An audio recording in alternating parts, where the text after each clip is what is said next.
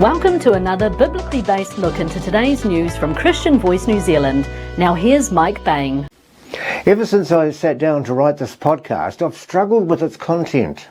It concerns race issues relating to New Zealand, but it's a message which goes against the delicate grain of political correctness. As always, you're welcome to leave a comment whether you agree or disagree, and you're also welcome to share this episode. Or alternatively, if you've moved to support our work financially, just check out our website, which should be up here somewhere or there. To be fair or not, getting into a discussion on who came first and who has rights to the land, the rivers, the lakes, the coastal foreshore, or the air we breathe, I think we can all agree that the Bible's version of how the earth was created is correct. We can agree that God, the creator and giver of life, gave land to Abraham for his descendants to occupy. And yet here we are in the most confused period where information is at our fingertips. We're still fighting over a thing called ownership. Let me just say, regardless of how many deeds you have for land, nobody really has ownership, but you have rights and obligations regarding occupation. To sum it up, it's God's land, and to my knowledge, God has only ever given the Israelite nation land that they can call home. In New Zealand's culture, though, today very few of us accept God exists, and now we can rewrite it as our own history. Historically, we accept things to be true, like the Māori were occupiers. They were wiped out by the Māori upon arrival. Dutch explorer Abel Tasman was the first European to our shores, and he named the land New Zealand. And then, sometime after that, James Cook anglicised the name to New Zealand. European settlers arrived and land became an issue, with Europeans trading items with Māori, and it was accepted. With this trade, a right to occupy was granted. And it's accepted that some Europeans were less than scrupulous in their dealings, which was less than fair. Trading companies such as the one headed by Edward Gibbon Wakefield, the New Zealand company, were responsible for many questionable real estate practices back then. The land wars and the other issues saw Māori losing their occupational rights to land. And then in 1840, the Treaty of Waitangi was signed by both Māori and representatives of Queen Victoria, which ceded all land to come under the control of the realm. So there you go, that's a quick history on land transfer. But if you were to listen to people like members of the Māori political party and members of the Māori caucus in the Labour Party, along with some Māori radicals in their tribes, their version of history says that their land was stolen by Europeans. Now, in reality, as I said, no one owns the land. I say that because God created the earth for all mankind to live on.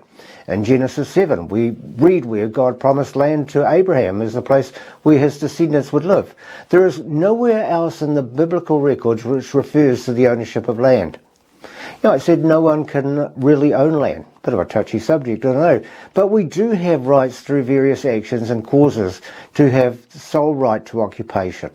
So here we are, after 182 years after the signing of the Treaty of Waitangi, some sections of New Zealand are being made to feel guilty for living in New Zealand, or to call it another name. Guilt because it is an evil land and because New Zealand was founded by white Europeans and Māori activists. Please note, I'm not saying all Māori, but the radicals amongst them most likely want the white-skinned members of society to hate themselves, hate their ancestors, after all, the alleged white supremacists who are deemed to be the source of all ills in New Zealand now. The prevailing narrative in some schools is what white students are supposed to see themselves as systematically racist, and the only proof that they need is the colour of their skin.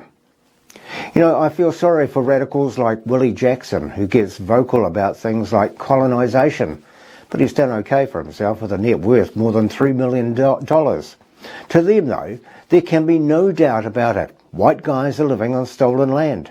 Colonisation has never ended. It's just become normalised, instructing New Zealanders to learn which tribal land we're currently occupying. Yes, tragically, there were atrocities against the native Māori people. They were committed when this country was established. They experienced terrible suffering and were often physically and sexually abused. My point is not to justify such evils, and God will rule justly about everything that transpired, but we cannot live with perpetual guilt about matters that we had nothing to do with and cannot change. History should be a rudder to guide us, not as an anchor that keeps us from moving forward to a better future. Cultural Marxism, as we've learned, teaches us that we must deconstruct New Zealand.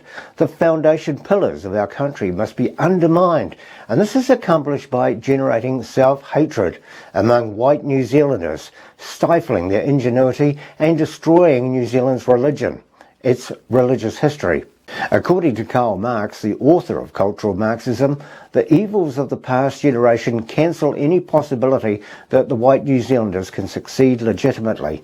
If they do succeed, it's solely because of their colour and their white privilege.